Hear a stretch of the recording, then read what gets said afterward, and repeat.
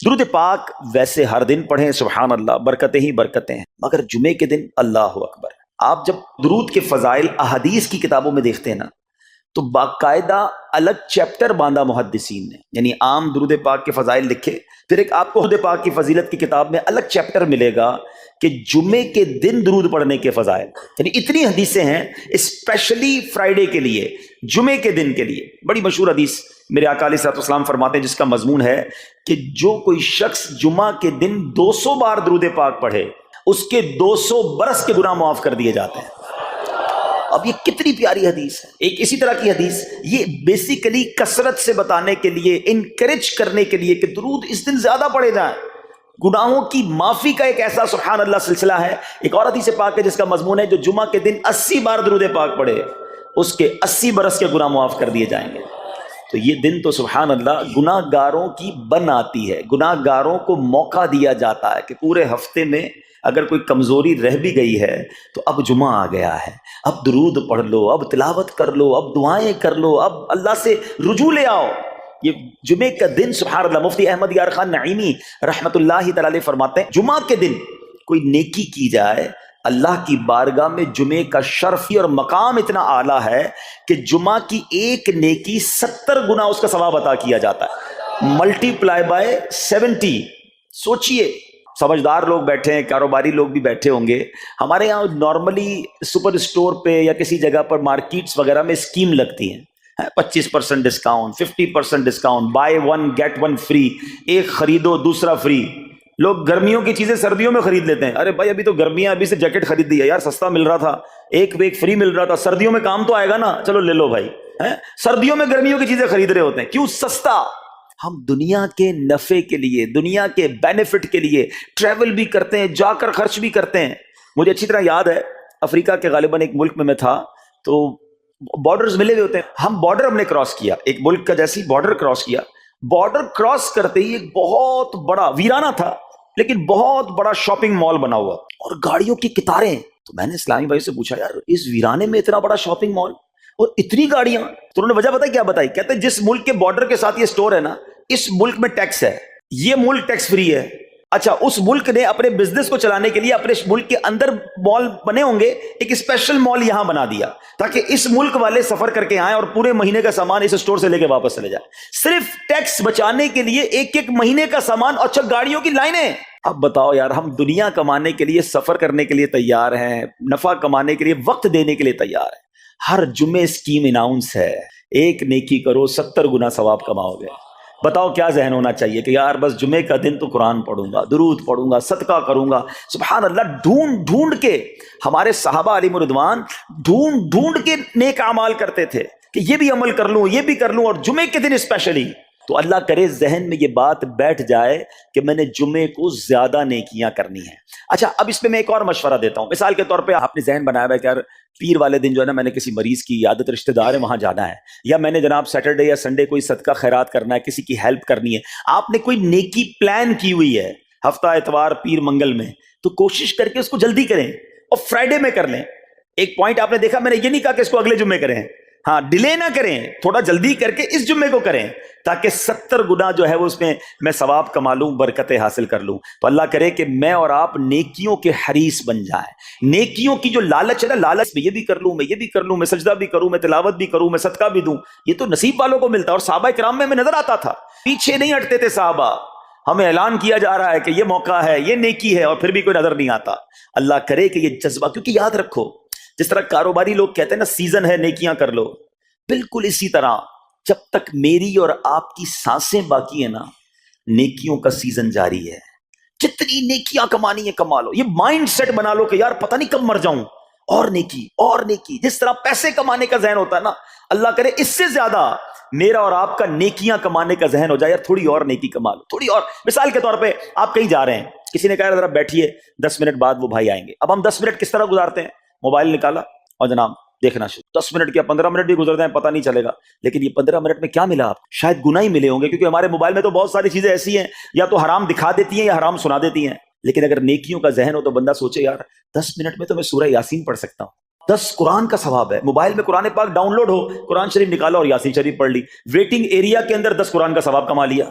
اگر یہ mind set ہو، بندہ کہ یار اتنی دیر میں تو 100 بار درود پاک پڑھ لوں گا، اور آقا علیہ الصلوۃ والسلام فرماتے ہیں جو 100 بار درود پاک پڑھے اس کی دونوں آنکھوں کے درمیان لکھ دیا جاتا ہے کہ یہ بندہ دوزخ کی آگ اور نفاق سے بری ہے۔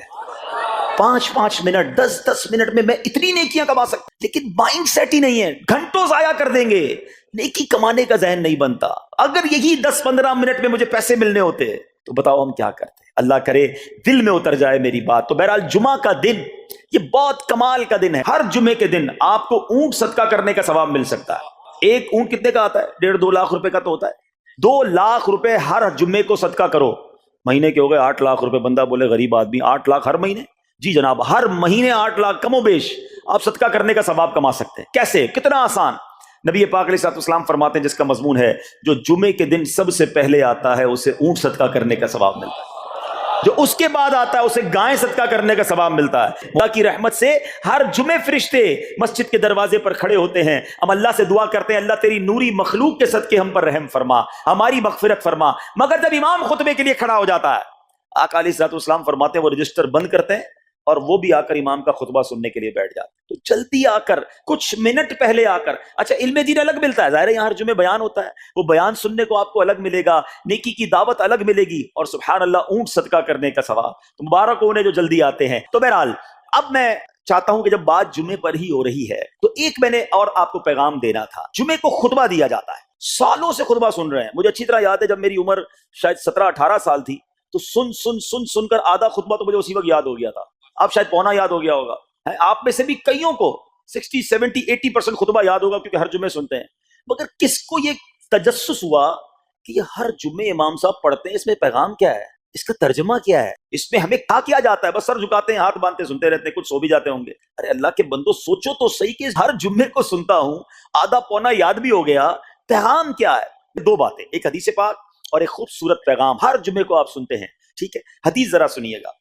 اللہ کے حبیب علیہ الصلوۃ والسلام فرماتے ہیں البر لا یبلا والذنب لا ینسا والدیان لا یموت۔ سنے ہوئے نا یہ الفاظ؟ ایسا لگ رہا ہے کہ یار یہ الفاظ تو کانوں میں ہر جمعے ہی آتے ہیں۔ آگے فرمایا اعمل ما شئت کما تدین تدان، یہ ایک حدیث ہے، ٹھیک ہے؟ اس کے بعد قرآن کی ایک آیت تلاوت ہوتی ہے فمن یعمل مثقال ذرۃ خیرا یرہ ومن یعمل مثقال ذرۃ شرا یرہ۔ یہ کانوں نے کئی بار، کہوں کہ سینکڑوں بار سنے ہیں، دل ہلا دینے والا پیغام، بڑا سمجھانے والی بات ہے اس حدیث میں۔ البر لا یبلا، میرے آقا فرماتے ہیں نیکی پرانی نہیں ہوتی، کرتے جایا کرو، یہ نیکی تمہارے اکاؤنٹ میں جمع ہو رہی ہے۔ میں اور آپ بھول جائیں گے، میرا رب نہیں بھولتا، اس کے خزانے بڑے ہیں۔ جہاں نیکی پرانی نہیں ہوتی نا، اگلا جملہ سنو، والذنب لا ینسا، گناہ بھلایا نہیں جاتا۔ میں اور آپ بھول گئے، افسوس یہ ہے، عجیب کہانی ہے۔ یہ تو ایک عجب الگ ٹاپک ہے کہ آج جس سے ملاقات کرو اس کو 15 سال 20 سال 25 سال پرانی نیکیاں یاد ہیں۔ لوگ ملتے ہیں کہتے ہیں 1990 میں حج کیا تھا، 95 میں عمرہ کیا، 2002 میں فلاں مسجد بنائی۔ آپ کی دعوت اسلامی کے قافلے میں بھی 2005 میں گیا تھا۔ ساری نیکیاں 15 20 سال پرانی یاد ہیں۔ گناہ کل جھوٹ بولا تھا یاد ہے، کل رات کو بد نگاہی ہو گئی تھی وہ یاد ہے، پرسوں غیبت کی تھی وہ یاد ہے، سالوں تو چھوڑو، ہم گھنٹے پہلے کا گناہ بھول جاتے ہیں۔ مگر حدیث ڈرا رہی ہے، سمجھا رہی ہے کہ دیکھو والذنب لا ینسا، گناہ بھلایا نہیں جاتا۔ تم بھول گئے ہو اگر کہیں لکھا ہوا ہے، جواب دینا ہے۔ اور آگے فرمایا والدیان لا یموت، فرمایا کہ جو فیصلہ کرنے والا ہے اسے موت نہیں آتی۔ اللہ کو موت نہیں آنی، میں اور آپ مر جائیں گے۔ جس نے ڈیسیشن لینا ہے، جس نے فیصلہ کرنا ہے، اسے موت نہیں آنی۔ پھر آگے فرمایا اعمل ما شئت کما تدین تدان، کر لے جو کرنا ہے، جیسی کرے گا۔ پھر قرآن کی یہ آیتیں سمجھا رہی ہیں ومن یعمل مثقال ذرۃ خیرا یرہ، جو ذرہ بھر نیکی کرے گا، بھلائی کرے گا، وہ دیکھے گا۔ ومن یعمل مثقال ذرۃ شرا یرہ، کہ جو ذرہ بھر برائی کرے گا۔ اتنا شاندار جمعے کا پیغام ہر جمعے خطبے میں دیا جاتا ہے۔ اللہ کرے یہ دل کی گہرائیوں میں اتر جائے، دروازہ بند کر کے، اندھیرا کر کے، اکیلے میں گناہ کرنے والا سوچے کہ ٹھیک ہے دنیا میں کوئی نہیں دیکھ رہا مگر میرا رب دیکھ رہا ہے، مجھے اس ذرہ بھر گناہ کا بھی جواب دینا پڑے گا۔ لوگ کہتے ہیں چھوٹی سی بات ہے یار، چھوٹا سا گناہ ہے، ٹھیک ہے چلتا ہے، سبھی تو کرتے ہیں۔ نہیں جناب، وہ نقطہ نواز ہے، وہ معاف کرنے پہ آئے تو 100 بندوں کے قاتل کو معاف کر دے، اور وہ پکڑنے پہ آئے تو ایک نقطے پر پکڑ فرما دے۔ ہمیں ڈرنا ہوگا، ہمیں خوف اپنے دل میں طاری کرنا ہوگا، کیونکہ یہ گناہ میری آخرت میں میری پکڑ کا سبب بن سکتا ہے۔ بالکل اسی طرح چھوٹی چھوٹی نیکیاں سمجھ کے چھوڑ دیتے ہیں، یار سنت غیر موقدہ ہی ہے نا، نفل ہی تو ہے نا، سنت ہی تو ہے نا، ٹھیک ہے درود پڑھنا چاہیے، نہیں پڑھا تو کوئی بات نہیں، ارے یار کون اجتماع میں جائے، کون درس میں بیٹھے، صدقہ دینا کوئی واجب تو نہیں، زکوٰۃ تو پوری دیتا ہوں، چھوٹی چھوٹی نیکیاں سمجھ کر چھوڑتے ہو، ارے وہ تو کتے کو پانی پلانے والے کو اس سبب سے بخش دیا کرتا ہے، راستے سے پتھر ہٹانے والے کو بخش دیا کرتا ہے۔ فرمایا نا البر لا یبلا، نیکی پرانی نہیں ہوگی، کرتے جایا کرو۔ اللہ کرے کہ یہ ذہن بن جائے کہ بس میں زیادہ سے زیادہ نیکی کروں، دو لوگوں کے دلوں میں خوشی داخل کروں، مسلمانوں کی خیر خواہی کروں۔ اس ایک ہی حدیث پر، ان آیتوں پر میں مزید بھی بہت بات کر سکتا ہوں، لیکن میں نے اشارہ دیا کہ ضرور اس پر توجہ دیں۔ اور ایک شاندار پیغام ہر جمعے میں ہم سنتے ہیں، کیا شاندار وہ پیغام ہے، وہ پیغام ہے الا لا ایمان لمن لا محبت لا۔ یاد ہے سب کو، جمعے میں سنتے ہو نا، اور 3 بار کہتے ہیں امام صاحب، الا لا ایمان لمن لا محبت لا، الا لا ایمان لمن لا محبت لا۔ کبھی تو امام صاحب کو روکتے، حضور یہ ہر جمعے کو پڑھتے بتائیں تو اس میں ہے کیا؟ نہیں ہمیں کیا ضرورت ہے، بس جمعہ ہو گیا، بس ٹھیک ہے، ٹائم پورا ہو گیا، فرض پورا ہو گیا۔ ارے اللہ کے بندو سمجھو تو صحیح اس میں میسج کیا ہے۔ اللہ اکبر، سنو اس کا مطلب کیا ہے، سنو، الا لا ایمان لمن لا محبت لا، سن لو اس کا ایمان نہیں جس کے دل میں نبی پاک سے محبت نہیں، ایمان ہی نہیں ہے۔ ارے جس دل میں نبی پاک سے محبت نہیں اس کا ایمان ہی نہیں ہے۔ اعلیٰ حضرت امام اہل سنت ایسے ہی نہیں لکھتے کہ اللہ کی سرتابہ قدم شان ہے یہ، انسان نہیں انسان، وہ انسان ہے یہ، قرآن تو ایمان بتاتا ہے انہیں، اور ایمان یہ کہتا ہے میری جان ہے یہ۔ ایمان کمپلیٹ ہی نہیں ہوتا نبی پاک علیہ الصلوۃ والسلام سے محبت کے بغیر۔ اور یہ بات ایسا لگتا ہے انفارچونیٹلی کہ غیر مسلم جانتے ہیں، تبھی تو وہ سازشیں کرتے ہیں، انہیں پتہ ہے۔ آپ بتائیں دنیا کے کس ملک میں نماز روکی جاتی ہے؟ نہیں روکی جاتی، مسجدوں کی تعمیر ہو رہی ہوتی ہے، تلاوت قرآن ہو رہی ہوتی ہے، کوئی نہیں روکتا، قرآن چھپ رہے ہیں، لیکن بار بار اگر حملہ ہوتا ہے، بار بار اگر اٹیک ہوتا ہے تو اس لیے ہوتا ہے کہ ان مسلمانوں کے دلوں سے ان کے نبی کی محبت کو نکال، ان مسلمانوں کے دلوں میں اگر یہ محبت رسول رہ گئی تو یہ پھر بھی دوبارہ آ کر یکجا ہو جائیں گے، ایک ہو جائیں گے، نیک ہو جائیں گے۔ کسی طرح دل سے محبت رسول صلی اللہ تعالی علیہ وسلم نکالی جائے، اور اسی وجہ سے یہ ساری سازشیں کی جاتی ہیں، معاذ اللہ نبی پاک علیہ الصلوۃ والسلام کی گستاخیاں کی جاتی ہیں تاکہ چیک کیا جائے ان پر اثر بھی پڑتا ہے کہ نہیں، کوئی اوپر نیچے ہوتا بھی ہے کہ نہیں، کہ اپنی دنیا میں مگن ہے، اس کو احساس ہی نہیں ہے۔ میرے میٹھے اسلامی بھائیوں، دنیا کا دستور ہے جب کسی چیز کی ڈیفیشینسی ہو جائے نا تو اس کی ایفیشینسی بڑھائی جاتی ہے۔ مثال کے طور پہ کسی کے جناب جسم میں وٹامن ڈی کم ہو، ہم کیا کرتے ہیں، وٹامن ڈی کی ٹیبلٹس لے کر اس کو پھر بڑھاتے ہیں۔ کیلشیم کی کمی ہو، ڈاکٹر کہتا ہے بھائی تھوڑی کیلشیم کی دوائی پیو، تمہارے اندر کیلشیم کی کمی ہو رہی ہے۔ جب کسی چیز کی کمی کی جائے اس کو بڑھانے کی کوشش کی جاتی ہے۔ اگر یہ دنیا کے چند لوگوں کا یہ پلان ہے کہ مسلمانوں کے دلوں سے عشق رسول نکالو، تو اب میرا اور آپ کا کام یہ ہے کہ انشاءاللہ عشق رسول کو اب اضافہ کریں گے، اب نبی پاک کی محبت میں اور اضافہ کریں گے، سرور کائنات علیہ الصلوۃ والسلام کی محبت میں زندگی گزاریں گے، خود بھی سچے عاشق رسول بنے، اپنی نسلوں کو عاشق رسول بنائیں۔ اللہ سلامت رکھے میرے پیر و مرشد کو۔ 30 سال پہلے،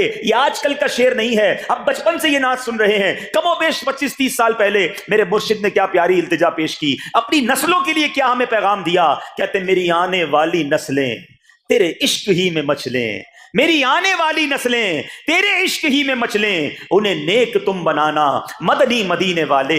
یہ ہے پیغام دعوت اسلامی کا کہ ہم بھی عاشق رسول بنیں، کسی صورت ہمارے دل سے عشق رسول کم نہ ہو، اور جناب ہماری نسلوں میں ہم عشق رسول اتاریں۔ تو مجھے اور آپ کو اس ڈیفیشینسی کو ایفیشینسی میں، اس میں اضافے کا اہتمام کرنا ہوگا۔ اب آئیے دیکھتے طریقے کیا ہیں، کیسے عشق رسول بڑھے گا، کیسے دلوں میں محبت رسول بڑھے گی، کیونکہ جمعے کا یہ اعلان ہر جمعے سنتے ہو، الا لا ایمان لمن لا محبت لا، وہ ایمان ہی کامل نہیں ہے، وہ ایمان ہی کمپلیٹ نہیں ہے جس دل میں عشق رسول نہیں ہے۔ تو عشق رسول بڑھے گا کیسے جناب؟ تو دنیا کا بڑا سمپل فارمولا ہے کہ عشق بغیر اطاعت کے کمپلیٹ ہی نہیں ہوتا۔ دنیا میں بھی آپ جس سے محبت کریں، ہو ہی نہیں سکتا کہ آپ جس سے محبت کریں اس کی بات نہ مانیں، کہ میں آپ سے محبت بڑی کرتا ہوں مانوں گا ایک بھی نہیں آپ کی، نہیں جناب۔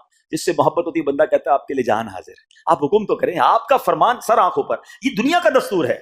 تو اگر آپ واقعی نبی پاک سے محبت کرتے ہیں یا سچے عاشق رسول بننا چاہتے ہیں تو پھر فرمان رسول پر عمل کرنا ہوگا، نبی پاک کے طریقے پر عمل کرنا ہوگا، اطاعت رسول کرنی ہوگی، تبھی آپ سچے عاشق رسول کہلائیں گے۔ یہ ہو نہیں سکتا کہ ایک طرف تو میں نعرہ لگاؤں کہ غلامی رسول میں موت بھی قبول ہے، دوسری طرف نبی پاک کا طریقہ قبول نہ ہو، نہ سچ قبول ہو، نہ مسلمانوں کی خیر خواہی قبول ہو، معاذ اللہ، نہ سنتیں قبول ہو، نہ نماز قبول ہو۔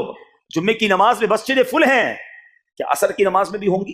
اثر فرض نہیں ہے؟ کیا مغرب فرض نہیں ہے؟ کیا عشاء فرض نہیں ہے؟ میرے آقا فرماتے ہیں جعلت قرۃ عینی فی الصلاۃ، کہ نماز میں میری آنکھوں کی ٹھنڈک ہے۔ ایک دوست نے اپنے دوسرے دوست سے قرض لیا، اور قرض لینے کے بعد جو ٹائم تھا وہ پورا ہو گیا، اب پیسے اس نے نہیں لوٹائے، بڑی کوشش کی اس نے کہ بھائی میری رقم واپس دے دیں، اس نے نہیں دیا۔ اب وہ یہ کیس لے کر عدالت میں چلا گیا اور جج صاحب سے جا کر اس نے کہا کہ اس نے میرے پیسے دینے اور یہ میری رقم نہیں لوٹا رہا۔ جج صاحب نے کہا کہ تمہارے پاس 30 دن ہیں، ودن 30 days تم نے اس کے پیسے واپس لوٹانے ہیں، ورنہ پھر تمہارے خلاف فیصلہ ہو جائے گا۔ تو وہ شخص گھر گیا۔ اب اس نے کیا کیا، اس نے صبح سے لے کر شام تک درود پاک پڑھنا شروع کر دیے۔ 1 دن 2 دن 3 دن 27 دن ہو گئے، وہ درود پڑھتا رہا اور انتظار کرتا رہا۔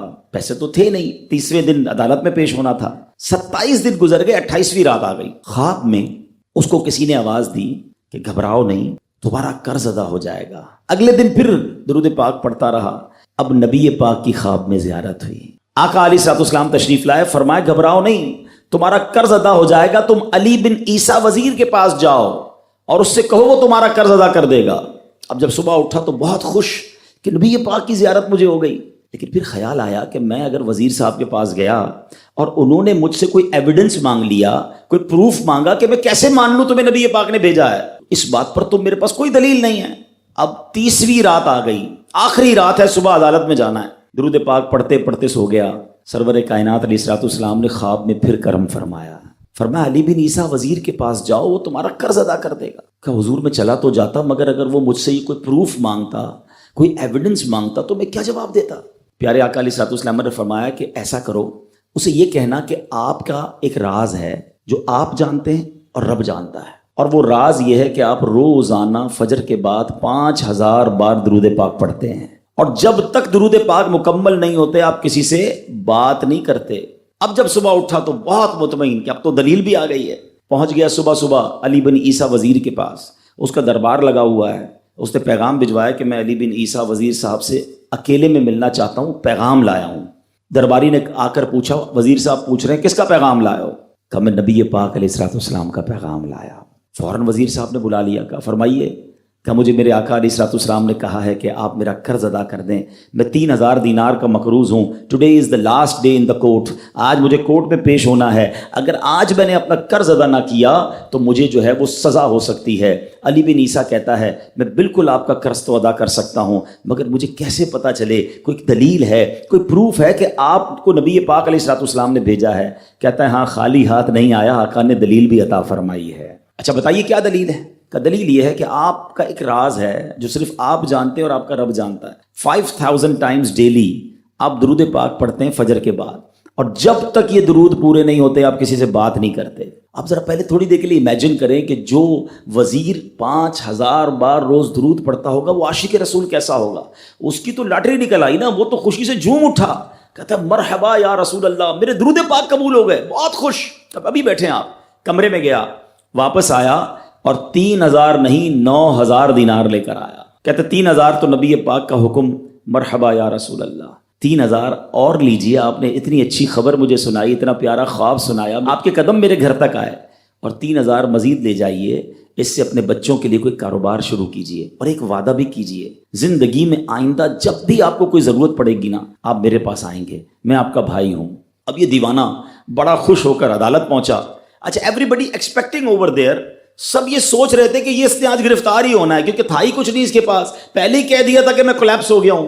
اب عدالت میں جاتے ہی اس نے 3000 دینار جج صاحب کو دے دیے کہ صاحب اس کا میرا قرضہ ادا کر دیں، میں جو ہے وہ اپنے قرضے سے بری ہونا چاہتا ہوں۔ جج صاحب ہوتے ہیں، انہوں نے کہا قرضہ تو ادا کر دیں گے، پہلے بتاؤ پیسے لائے کدھر سے ہو؟ تم تو کہتے تھے پیسے نہیں تھے تمہارے پاس، اتنی بڑی رقم کیسے انتظام کی؟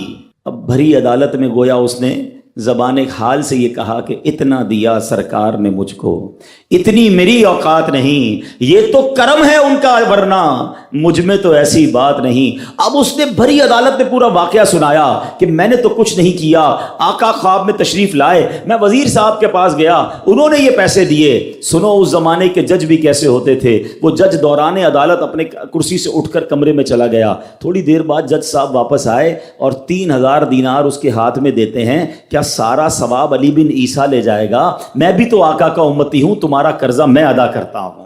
اچھا اب جس نے کیس کیا تھا سبحان اللہ، کیا ماحول تھا، کیا انداز تھا، کیا دل تھے. وہ بھی تو دیکھ رہا ہے، کہتا ہے میں بھی تو آقا کا امتی ہوں، رکیں ذرا، کاغذ قلم دیجئے، بندے کو میں قرضہ ہی معاف کر دیتا ہوں. اچھا قرضہ ہو گیا معاف. اب جو 3,000 جج صاحب نے دیے تھے، وہ بندہ کہتا ہے جج صاحب ہوں واپس لے لو، میرا تو قرضہ ہی ادا ہو گیا. تو جج صاحب کہتے ہیں جو پیسے آقا کے نام پر نکال دیے میں نے واپس نہیں لینے، یہ سارے تم ہی لے جاؤ. اب یہ 12,000 دینار لے کر یہ عاشق رسول جھومتا ہوا اپنے گھر پر جا رہا ہے. اے میرے پیارے اسلامی بھائیوں، ایک رات پہلے ایک سنگل پینی اس کے پاس نہیں ہے، اور اگلے دن 12,000 دینار ہیں. درود پاک وہ وظیفہ ہے جو دل سے پڑھا جائے تو سبحان اللہ یہ مصیبتوں کو ٹالنے والا وظیفہ ہے، یہ پریشانیوں کو دور کرنے والا وظیفہ ہے. اور یہ میں نہیں کہہ رہا، خود سرور کائنات علیہ الصلوۃ والسلام کی حدیث ہے جس کا مضمون ہے کہ جو پریشانیوں میں ہو، جو مصیبتوں میں ہو، اس کو چاہیے کہ مجھ پر درود پڑھے، کہ درود پریشانیوں کو لے جاتا ہے، مصیبتوں کو لے جاتا ہے. ایک شاعر نے کیا خوب لکھا ہے، اور واقعی حق لکھا ہے، ہر درد کی دوا ہے صلی علی محمد. ہر درد کی دوا ہے صلی علی محمد، تعویذ ہر بلا ہے صلی علی محمد. تو ہمیں چاہیے، خاص طور پہ ربیع الاول کا مہینہ ہے، کثرت سے درود پاک پڑھیں.